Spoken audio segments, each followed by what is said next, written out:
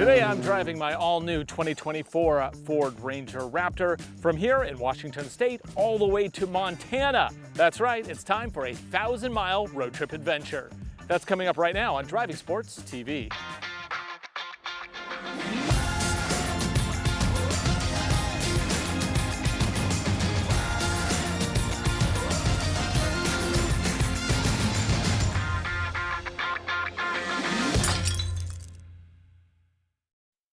This is my new 2024 Ford Ranger Raptor. I bought this truck about a week ago at the time of filming here, and it's so new I haven't even finished breaking it in yet. The Raptor isn't just the most exciting version of the new Ford Ranger, it is one of the most exciting mid-size trucks you can buy today. It competes directly with the Chevy Colorado ZR2, the Toyota Tacoma TRD Pro, and the Jeep Gladiator Mojave. And it has more power than all of them. On the inside is a thoroughly modern cabin with leather seats, a large tablet infotainment system, and a digital gauge cluster. Price as you see it here with the optional spray and bed liner and mud flaps, $57,690 US, including destination. With all those details covered, let's talk about what we're gonna do here. Tomorrow night, I need to be in Bozeman, Montana for the national press launch of the all-new 2025 Subaru Forester. Along the way, I do have a few off-road diversions planned.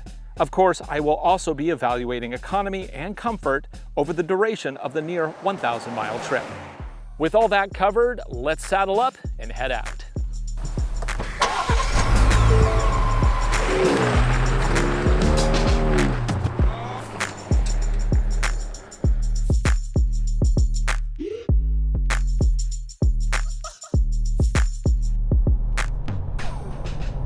So far I've driven 71.3 miles. It's taken me an hour and a half because I was stuck in the morning commute. And according to the computer, I've done 18.2 miles to the gallon.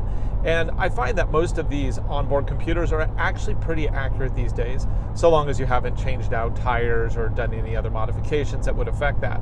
So I'm feeling pretty good about the MPGs on this truck, especially considering 405 horsepower. I mean, that's a lot of power. And the nice thing about so much power is that when you're on the freeway and you're just cruising, it's like it's loafing along. I mean, this motor doesn't put out much effort at all until I really ask it to. The drive that I'm doing on this video, it's not a really long drive as far as I consider a very long drive, because I could do this in one day. A straight shot from out on the peninsula to Missoula, Montana is about 8 hours. That's definitely an easy day. However, we're not going straight there.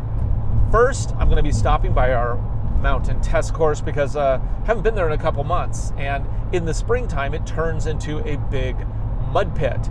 And that sounds like fun, but keep in mind the mud pit, it's on a slant like this. So it's really hard to film there in the spring. So we pretty much have been avoiding it for the last 2 months. So I'm gonna go check out the course, see if there's any maintenance that needs to be done. And I'm also gonna meet with one of the guys who does some of our road building out there. And we're gonna talk about adding some new roads, pretty much like we do every spring. And then I'm going to actually bring this truck back in a couple weeks for a proper off-road test at our mountain test course. Today, I'm also going to then go to the Moses Lake Dunes. Now, there's 2 sets of dunes. Not sure which one I'm going to go to yet. I'll kind of play that by ear. The next morning, I'm going to get up and I'm going to actually drive across most of Idaho through mountain forest roads. I have no idea how long that's going to take me, but I have to get to Missoula by tomorrow night, because Subaru Forester National Press Launch. I'm going to be filming the new 2025 Subaru Forester on Wednesday, and then we're actually going to drive one of those Foresters back to the peninsula on Thursday. And this Ranger, of course, is coming back with us. So I'm going to be meeting my crew out there. We're going to be filming it. We're going to get back in, and we're going to do the same thing in reverse. But that video is actually going to be featuring the Forester. So I'm going one way in the Ranger Raptor and I'm driving back the other way with the Subaru Forester. So this is going to be fun. But first, I got to get over this mountain pass. While I'm driving here, it's a great opportunity to answer some questions that came up in the first video I did with this Ranger Raptor. Sorry, I can't attribute them. I am busy driving. I'm not going to be reading, so I'm going from memory here. One viewer asked, why did you pick boring silver? That's actually a really good question, because yes, I agree, silver is one of the more common and boring colors I could have gone with. However, the overall palette I just wasn't excited with. I didn't really care for any of the other colors that were offered on this truck. Cactus, I think it looks a little weird. Also, it looks very different depending on lighting and conditions, so it's kind of hard to identify as the driving sports Ranger Raptor. Red and orange, Roman at TFL, he always buys a bright colored vehicle, so I'm gonna let him have that one. And then I didn't go with like the carbon gray, the darker silver, because I just had that. My Tremor was that color. And the best thing about iconic silver that I'm rolling in right now is that it's one of the few colors where you can barely see scratches when you get pinstriping from going off-road. And I do plan on doing a lot of adventures with this truck, so I figured, hey, that's a good thing. In my introduction video, I also complained about how the Chevy Colorado puts the headlights in the touchscreen. And of course, Chevy fans replied quite strongly, yes, well, our headlights are in the touchscreen, but at least we have a physical button for our lockers. You have to go into the touchscreen on your Ranger Raptor to engage your lockers. Touché. That's a very valid point. Some viewers were not a fan of the orange highlights throughout the cabin. I kind of agree with you there. I think they went a little bit much, and the particular shade of orange is a little odd. It also makes it difficult to pick an exterior color that's actually going to match with this. Like, I wouldn't want blue and orange. And actually, even the reddish orangish color with the orange doesn't match. That's kind of what I'd be concerned with. Silver, I think it works pretty well with it. Probably actually that carbon gray would be the best one to match with this interior because it's really just so neutral on the outside. But that's my personal opinion. But yeah, I see your point. Yeah, the orange is a little garish. Something you may be able to see behind me is I've actually folded down the rear seat to have a level surface to put all my gear. It's not something I covered in the review, but you can see it actually works pretty well. The only thing I don't like is it exposes a bunch of wires and connectors on the back side of the cab, and it just seems like those should be protected a little bit better if they're expecting people to actually put stuff on that. I threw a blanket down, and I actually have my recovery boards, my traction boards inside the cab, and mostly that's because I'm going to be stopping the night at the hotel. I don't want somebody to steal my boards, so they're going to end up in the cab anyway, so I figured I'll just throw gear on top of them. Some folks were asking about the rack that I had on my previous trucks, if I was going to put it on this one. I haven't actually decided. The problem with the rack is you can't take the truck through a car wash when you have the rack on it. And that's kind of annoying when you're filming all the time. I have to sometimes get very quick washes. I am not super picky. I know my buddy Larry probably, Larry at Ammo, he probably gets like twitches whenever he can feel me going through a mechanized car wash because it's so bad for the paint. But frankly, I'm a photographer, I'm a videographer, I need a clean truck, I need it now. I don't have time to mess with hand washing every single vehicle I do. So yes, I do want to be able to run this through a wash when it's convenient. Like during this trip, I might take it through a wash. I don't have my wash gear with me. What else am I going to do? But I need a clean vehicle for some shots. So boom, there you go. Somebody did notice that there is no sunroof on this truck, and there is no sunroof option you can even get on the Raptor. I think it's probably for weight. This truck already is pretty heavy compared to other Rangers. Also, it brings up that center of gravity a little bit more, and I think I'm actually glad they didn't include it. Although I do like putting suction cups on the glass, so it is nice for filming, but I think from a performance truck perspective, you just don't want a sunroof. You just don't. Which is good because you can't get one on this anyway. Not even an option. And in fact, options are very few on this truck. I mean, spray and bed liner, mud flaps, both of which I have added to this. There's a few other little things, but outside of that, everything you see on this truck is absolutely included. Oh, fuel tank. Unusually small fuel tank for a truck that's supposed to go long distances. So this visor, it's a little plasticky. I think that could be a little bit nicer. Also, this eyeglass bin, it feels like the whole roof line flexes when I touch it. Again, I know they're making it as thin and as light as possible, but I don't know. I feel like they could have used a few more ounces here and there. Make it just a little thicker. But I love this steering wheel. This steering wheel is really quite great. It's contoured, it's comfortable, it's heated for when it was cold this morning. Yeah, no complaints. So far, this is a great road tripper. And I love actually the really big screen to see my maps on. That is a nice touch as well. When I first started this journey, it was estimating around 350 miles of total range. I would really like to be able to have at least 400 miles of range. 500 would be great, but I think that's asking a bit much. So Ford, can you please make a slightly bigger fuel tank on trucks that are supposed to be like, I don't know, overland and desert runners? You don't want to stop for gas in the middle of nowhere if you can avoid it. Okay, here we are on the pass. Nice. Still some snow up there, actually quite a lot. One fun fact about Seattle is that we are highly dependent on the snowpack for our drinking water. In fact, the entirety of the city of Seattle gets its water from these mountains, and these mountains, if they don't have snow, well, that's going to limit the drinking water.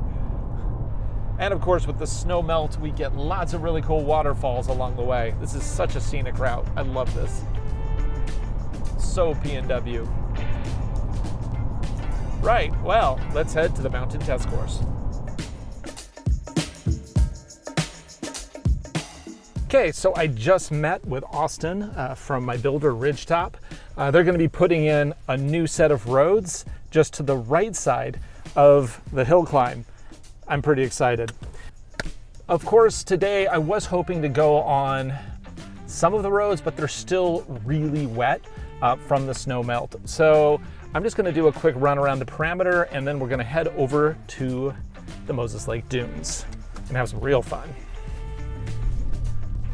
Put it into 4 auto, and here we go.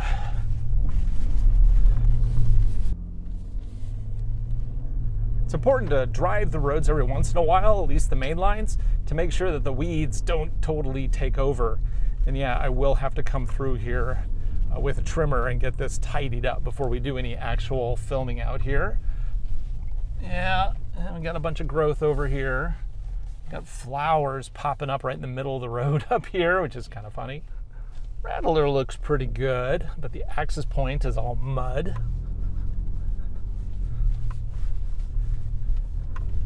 Okay. Oh yeah, and I can finally see the ruts that I put in the courses from when we were running here in the snow. Right, that's some significant rutting. Okay. Yes!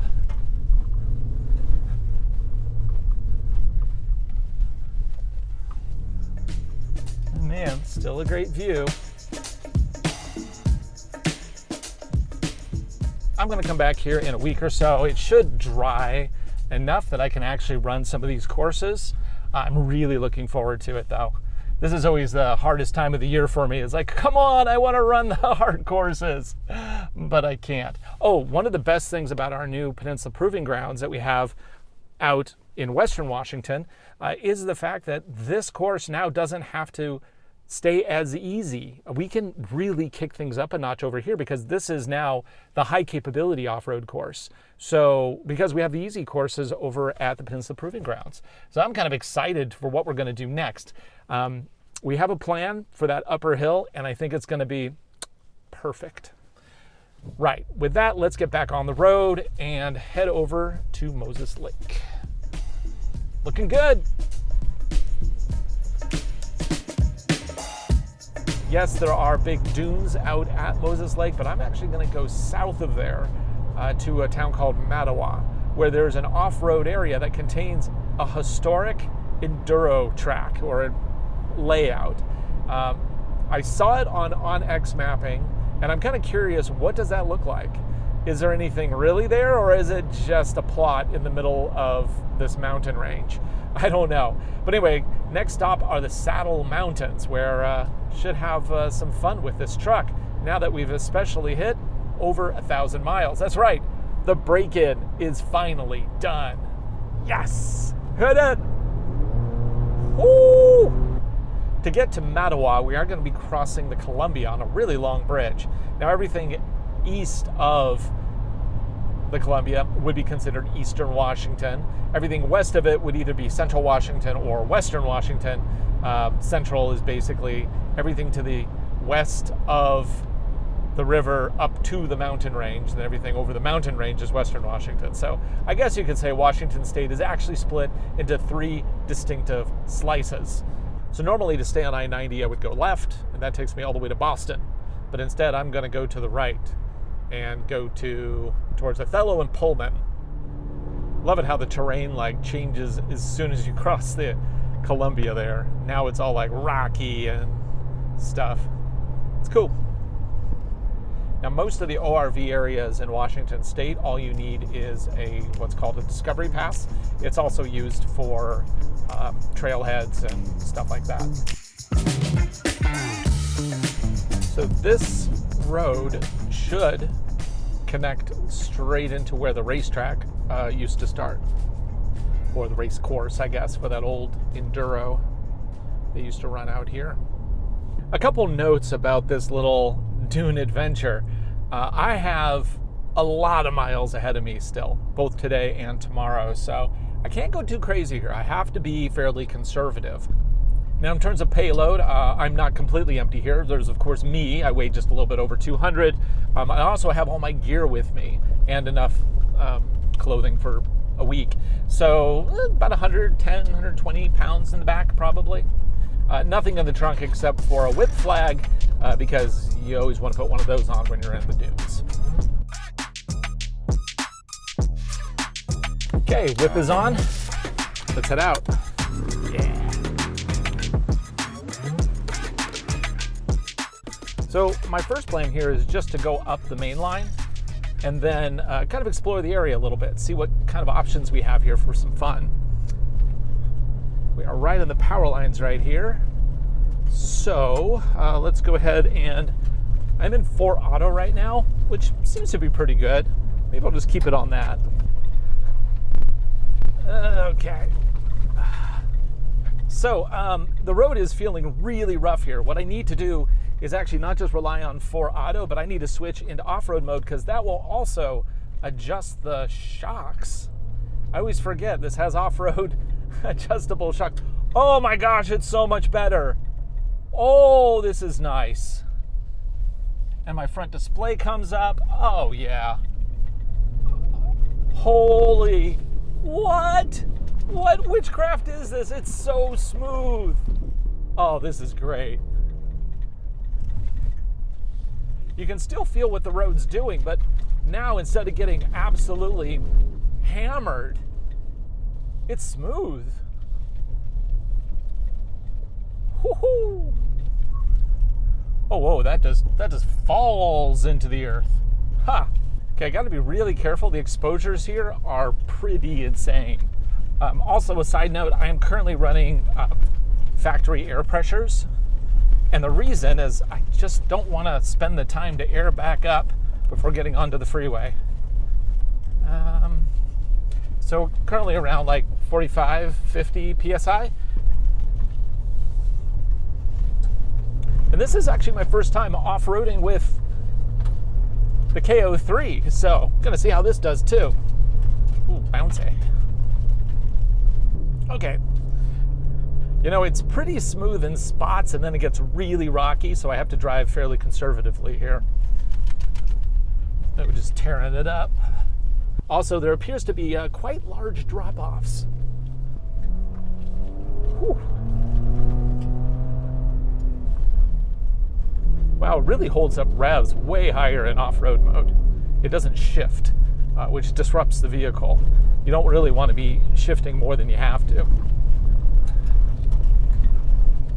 Also, I'm really glad right now to have a Ranger Raptor instead of an F-150 because this gets a little narrow with this sagebrush, and sagebrush is really scratchy. Yes. Ha! But this thing is just soaking it up. Now, when I went into off-road mode, it automatically engaged my rear locker. There's no front locker on, but you don't really want to put that on unless you really need it, because it's really for straight lines. In fact, I don't even really need my rear locker on. It just defaults to on when I go into off-road mode. Now, granted, I can override that, but yeah, it's fine. We're not super twisty roads here. And of course, I'm on a gravel surface, so no issue with, oh, it gets a little rough. Now, I was warned, I gotta look for sheer drops here, so something that may be a road, let's make sure it is a road before hauling around it. That's generally a good bit of advice. Now, I do have a full-size spare mounted under the truck bed, so that's nice. So even though these KO3s are not E-load, they are a C-load tire, they do have a little bit of extra sidewall protection compared to some other tires in the class, which is nice, especially for conditions like this. Yeah, dunes are this way. Ooh, rocky. I'm going to take this opportunity to air down my tires. I'm not going to drop it a ton. I'm just going to probably put it down to around 30 or so. With this lovely view here overlooking the Columbia. Nice. Okay, so I'm going to use my little air down tools, but these are preset for 18 PSI. I don't really want to go that low. So I'm just going to put these on and monitor on the inside of the truck and take them off when they're ready.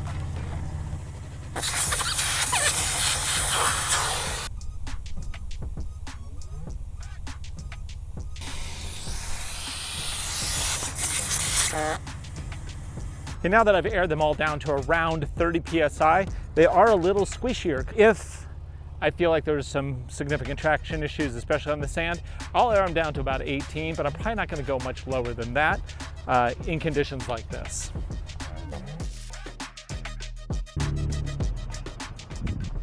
Now with the tires a little bit aired down, it is actually even smoother still. So combination, air down tires, big sidewall, awesome suspension. This truck is ready. It just is. And that, I think, is kind of one of the big things that you pay for, whether you buy this or you buy a ZR2 with its Multimatic shocks. It's the suspension that really is the complicated thing that needs to be not only adjustable, but also very durable. And, that's not cheap. Gabunga, bunga, bunga. Oh, we got some bumps here. Whoa. Whoa. Could have nosedive there. I mean, suspension doesn't help with launching, right? Oh, that was fun. So a lot of the tracks here are definitely for motorcycles and quads. I don't see a lot of super wide stuff, but hopefully we can get to some dune action here. If I can find the way. Let's try this way. Oh, and in terms of like the historic track layout, it seems like a lot of the main line is the old track. And then some of the little shoot-offs are as well. So it's cool, you can see a little bit of history out here. I don't know much about the old race, but it's just kind of cool that people have been doing this for so long. Something I'm just noticing about this truck, it feels very solid on surfaces like this. The only rattling is my gear. The truck itself has no rattles. It is as tight as a drum, or at least it is now that I have 1,048 miles on it. Again, we'll see how long that continues. So if you're wondering about elevation and how it affects horsepower, we're only at about 2,000 feet. So not enough to really affect horsepower at all. Plus, of course, this is a twin turbocharged V6. It's really not going to lose power because it has turbos to compensate. So that's nice. Okay, is this still a road? I hope this is still a road.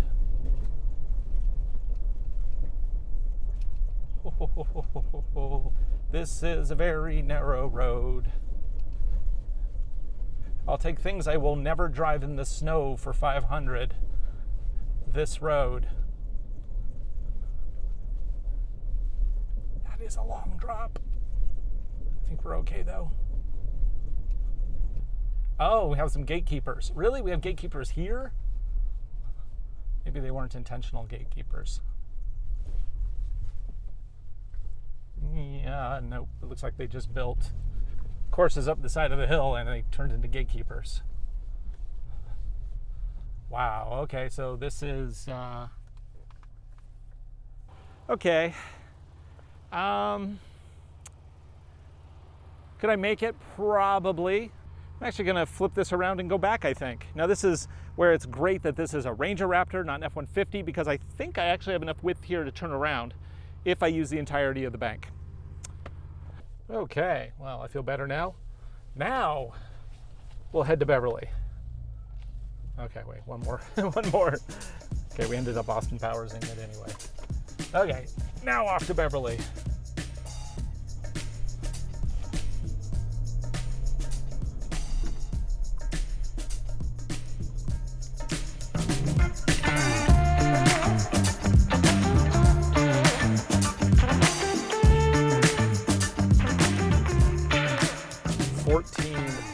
Gallons equals 15.57 miles to the gallon, which I will point out the tripometer's MPG calculation is 15.8.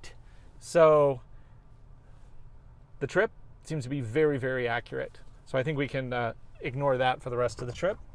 Now let's head up to Beverly. So one reason why I am skipping Moses Lake today, which is the massive dune area, is simply because I'm going to shoot an entire video there at some point. When we do these road trip videos, it's little adventures along the way, and frankly, that space is just too much.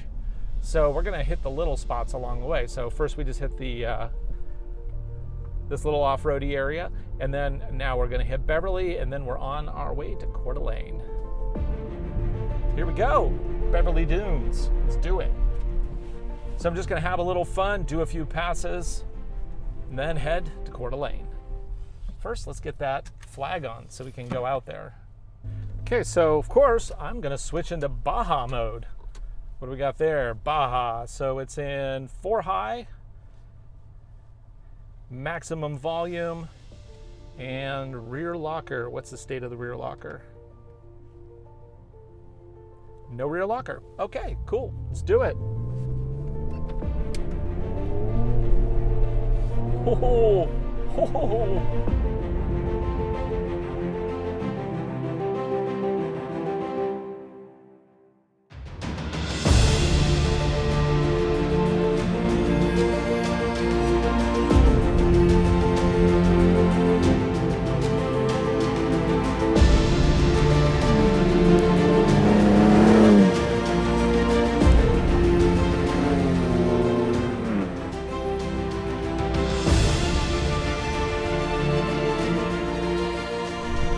Woo!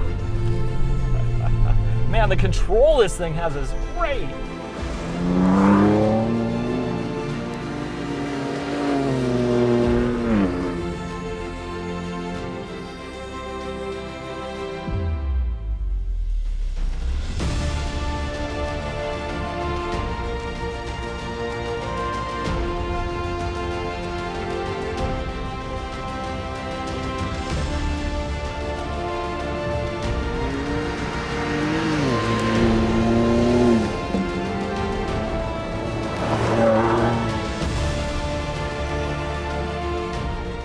No problem kicking up sand. Woohoo!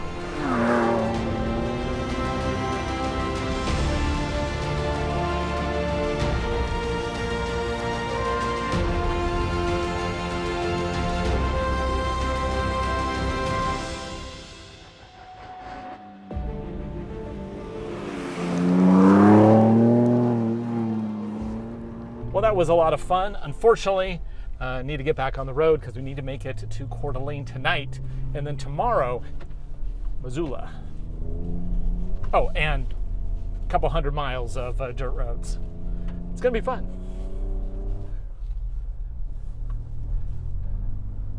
Let's try some 0 to 60s here. Now, I'm gonna be in, let's do 2 high, and I'm in sport mode. Switch over to sport. And I'm gonna stop and I'm gonna preload and then release the brake. So 3, 2, 1, and go.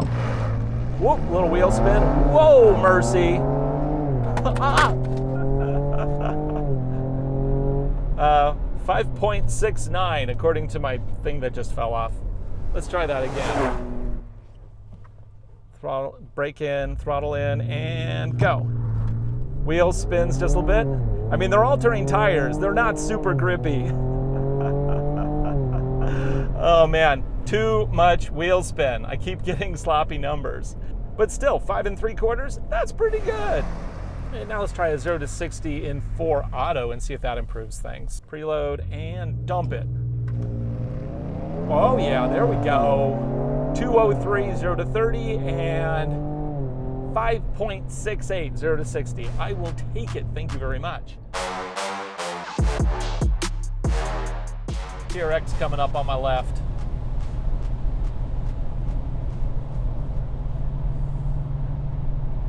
Yeah, baby.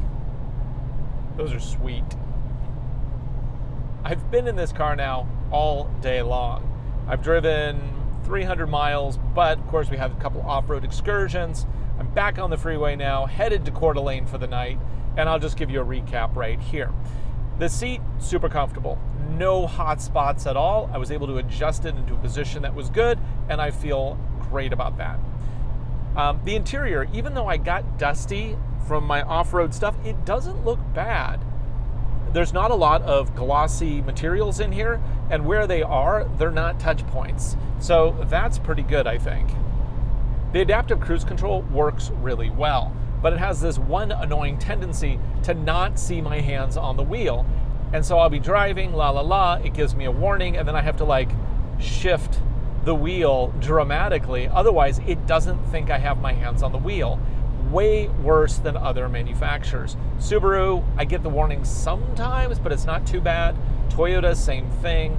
Man, this thing, it really like, I'm just driving here and it's like, hey, put your hands on the wheel. And I'm like, my hands are on the wheel. And then it'll yell at me, please put your hands on the wheel. For the love of God, you're gonna crash. Of course, the whole time, my hands are on the wheel.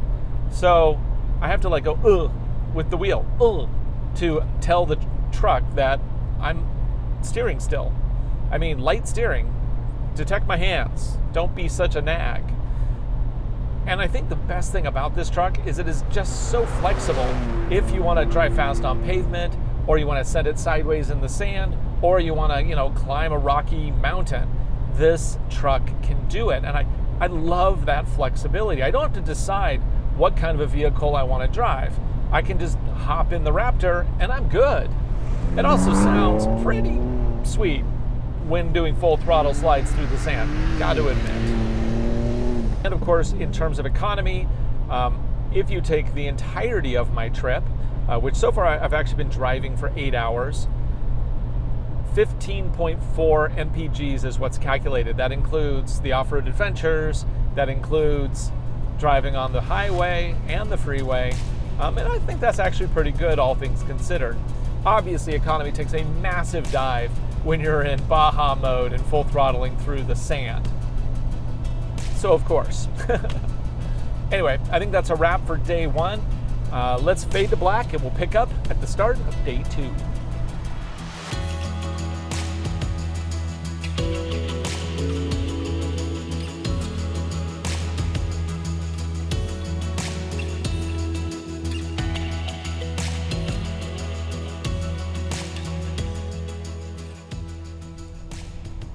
Good morning from just outside Coeur d'Alene, Idaho. I'm back on the road here on I-90.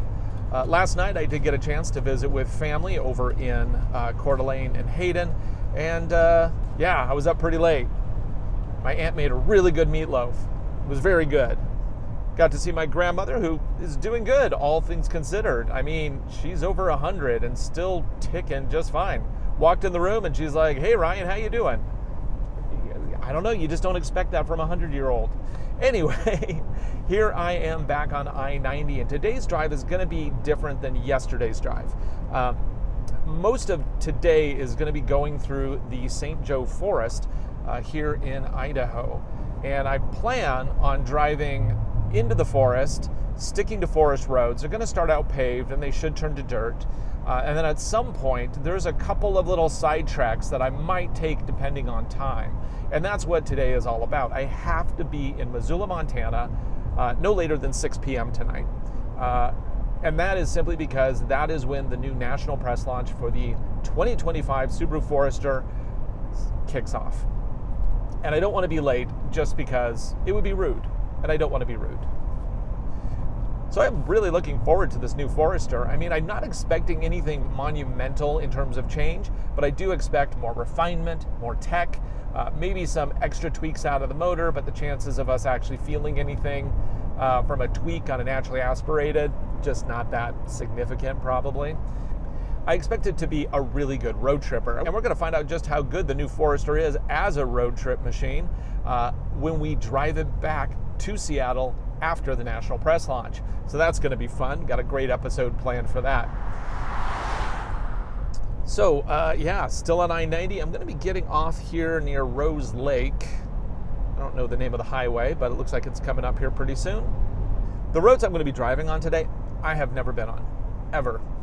So I basically pieced together this route based on satellite pictures and maps and stuff that I think will definitely get me through to my destination on time, but also give me a little bit, more interesting of a road than just I-90 like we have here. Okay, I guess we're taking exit 34 here, Rose Lake, Harrison, St. Marie's. And here we go. The White Pine Scenic Byway. Oh, this is going to be nice. Definitely some snow up on those upper elevations, and we are going up to the upper elevation, so I do expect to see some snow. So we're going to have to, yeah. Hopefully that's not a problem. Now the KO3s here are 3-peak rated for snow, but the one thing I don't care for is spring snow, because it's basically ice. It's a super hard, chunky snow that as soon as you drive on it, it melts and forms this like ice pack. It's very difficult to drive on that stuff. And so if I get too much of it, it might become a problem. And mostly because I do have to be somewhere today. Yeah, let's stop talking about my schedule now. Let's focus on the driving. This is a nice highway, smooth. You need seat time behind the wheel, and that is exactly why I buy vehicles like this for the channel, because I only get a truck usually, or a car, truck, SUV for review. I only get them 1 week at a time, and if it's a national press launch, I get it for like 6 hours. So it's really hard to be comfortable with the capabilities of a vehicle. So for example, yesterday when I came to that sand washout when I was trying to find the dunes up in that rocky area, yeah, 99% sure I could have gotten through that, no problem. But I don't have the confidence with this vehicle yet to say, oh, we'll just blast through there. These are brand new tires for me. I've never had the KO3s more than, as of yesterday, very little time off-road with them. So yeah, with time comes confidence. And that is the one thing that I'm working on with this truck. And this is the most capable vehicle I've ever owned. So previously I had the Ranger Tremor, and that was a good truck, but this thing is so next level compared to that Ranger Tremor. The suspension is more advanced, the handling more advanced. It feels so much better. Like curvy roads here, I feel like I could just floor it through here if it wasn't disrespectful to the local communities. But I feel like this truck just has so much more to give. Not just on road like this, but also off-road, and especially, front locker, hello, this thing should be able to climb up anything. So yeah, I'm getting that curve. Also, I feel like my Ranger Tremor had about an inch less of ground clearance. Had less body armor than this one does, although this one's not extensive, but it has some, it has some of the fundamentals under there. I'm also getting used to clearances. I find that as I'm like approaching something in this truck, I'm thinking it's going to hit, but it doesn't. Only because I know, I had my Tremor for 2 years, so I got a pretty good feel as to what that was in terms of clearances, approach and departure. So yeah, it's all about experience. And this is my first experience really enjoying this Ranger Raptor. And I have to say, as a road-going companion, this thing is practically perfect. I just need to put something in the bed to make the bed a little bit more flexible for me. After all, I am carrying my traction boards in the cab. which is never ideal. Now that we're in the kind of middle of nowhere here with this lovely forest road, let's go ahead and switch it up to sport mode. Let's do that. Firm up suspension, firms up the steering wheel. Oh, sounds so good. Man, this truck sounds amazing. I don't know what it is though. It sounds, I think, not as good in video. Like the audio that you hear on camera just isn't as, I don't know, it's lacking a certain edge that you get in person. It sounds cool in person. Just trust me on that.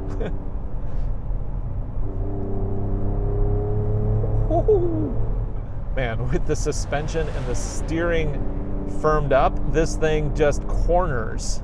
It is so good. And logging truck. Oh, and in sport mode, it'll even blip the throttle on downshift. That's cool. So the point of blipping the throttle is so you don't get jarred when you're downshifting. It creates a smoother downshift. The hills are alive with the sound of Raptor.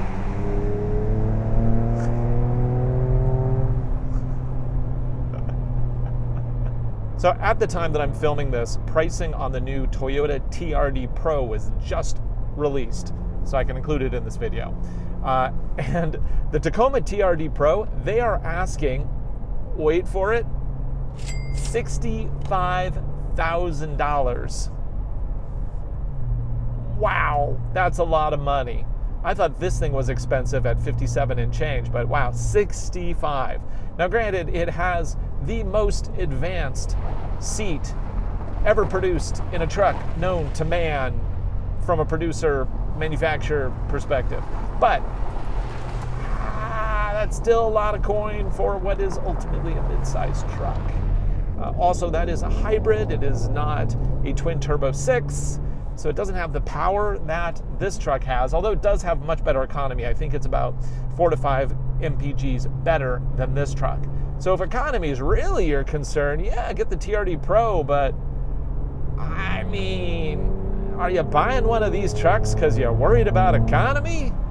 I don't think so. Still plugging along Joe's River here. It's gonna slowly peter out, and then we're gonna head up into the mountains, probably towards some snow.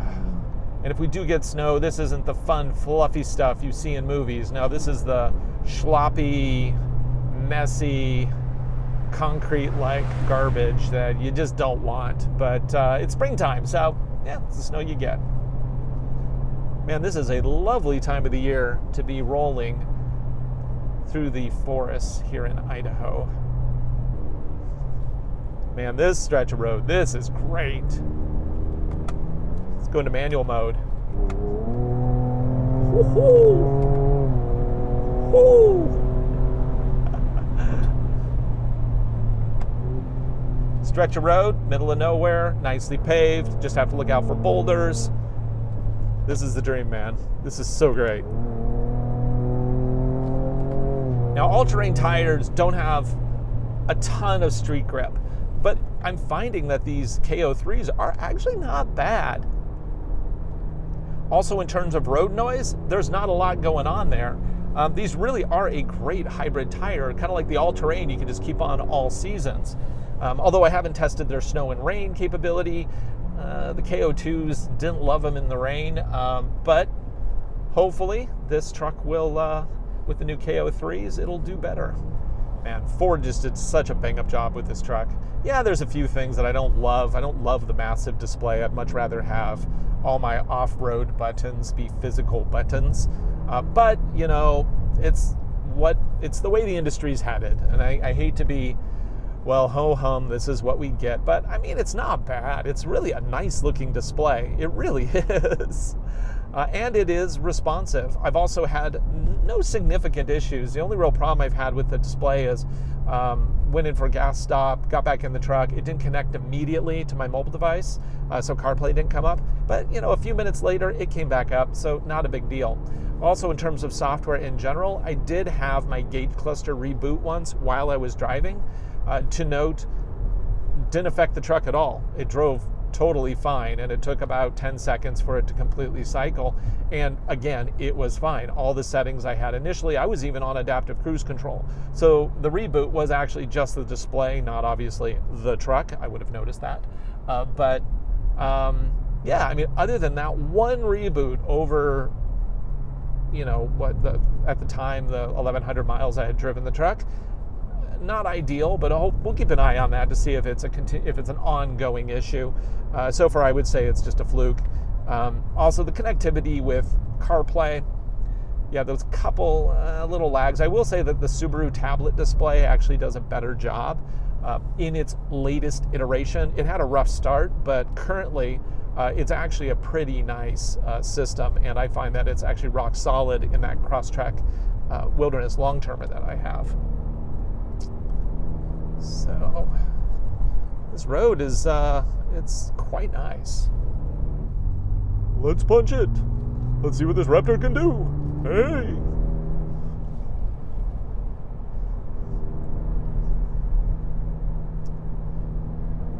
I do want to point out, I am not really going over the speed limit here. The speed limit on this road is 55, which, I mean, depending on where you're from, that may seem a little fast, but it's good. I'm going to flick it into off-road mode. I'm heading up the Slate Creek Trail, and I'm not actually going to do it today, but I'm thinking about possibly bringing the Subaru Forester up here. So I want to kind of take a look at what this trail is like. I'm not going to go all the way up, but I'm going to just poke my nose up. See what kind of conditions we have here. It is a shelf road, that's for sure. Very shelfy.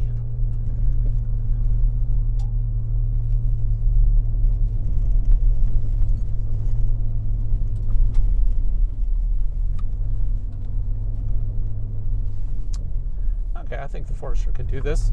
Is there a turnaround though for me though?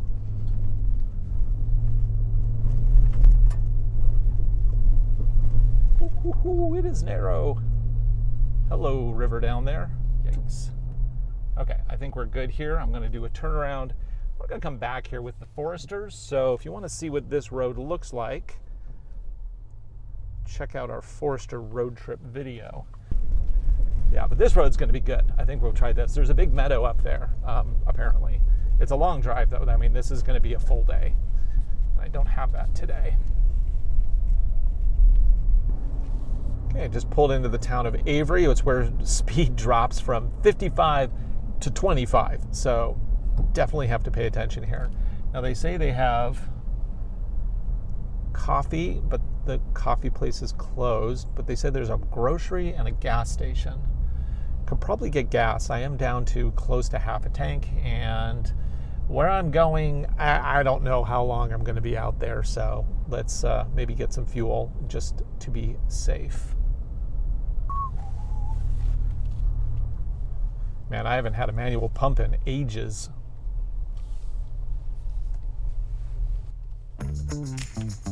They have one grade, 92.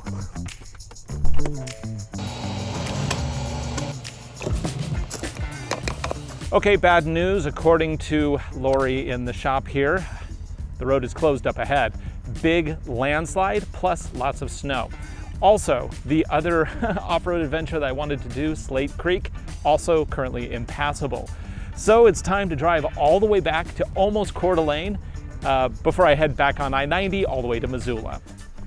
So yes, you should always check conditions before you go on an off-road adventure. And I did try to actually look at conditions in advance, but there was no online reports about what was going on with this road. The most recent online report I could find was like from more than a year ago, so not very helpful. Oh well, that's where you trust local knowledge. If you can't find it online, check with somebody in a local shop. Okay, well, I'm fueled up, and now I get to basically drive that road all the way back to almost Coeur d'Alene. Yikes. Okay, here we go. Oh, at least I got a cool new mug. These spring runs, they are a challenge. Actually, funny story, I walked into the store and the shopkeeper there, Lori, she said, "Oh, I thought my husband just pulled up. He also has a Raptor." She didn't realize this was a Ranger Raptor. The little one, by comparison, they basically have a very similar exhaust note, and the fact that this one, it looks so similar in design to the big Raptor, a lot of people just don't even know the difference unless you're going to see them side by side. I guess that's both a plus and a minus. I mean, because everybody's seen a Raptor at this point, a lot of people don't realize this truck is all new. So if you're looking for the kind of attention when you go into a place where people are like, what, it's a Raptor? If it's attention you want, just get a Cybertruck. If you actually want a vehicle that is extremely capable in all conditions and you're not ready to make that move to pure electric, Raptor. Of course, if I was going to go all electric, I would definitely buy a Rivian before buying a Cybertruck. The Cybertruck is just, it's got too many issues. Finally, back to I-90. Whew, that was quite a diversion. Floret! Whew!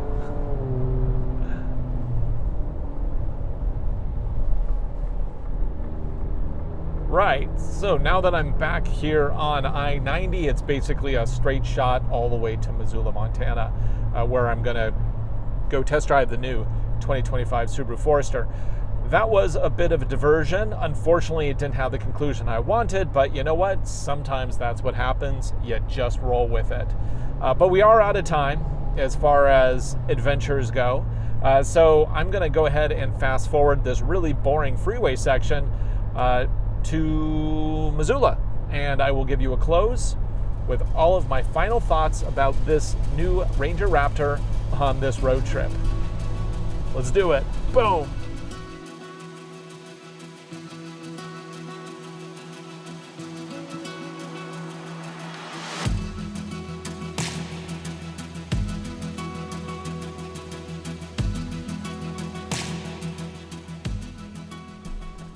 Finally made it.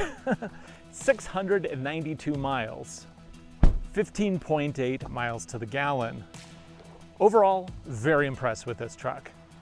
It did all the things that I needed for this long journey.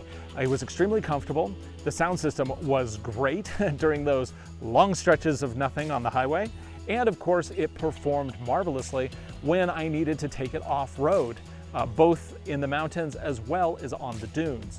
I'd say overall, this is practically the perfect road trip truck. I mean, is it a little bit much for most people? Of course it is. It's a Raptor. But if you can afford it, this is definitely the mid-sized truck to buy. For Driving Sports TV, I'm Ryan Douthit. Thanks for watching. Be sure to like, subscribe, share videos. We make them for you. I hope you enjoy them. And we have a lot more adventures with this truck ahead since I bought it for the channel. It's going to be around a while. Thanks for watching.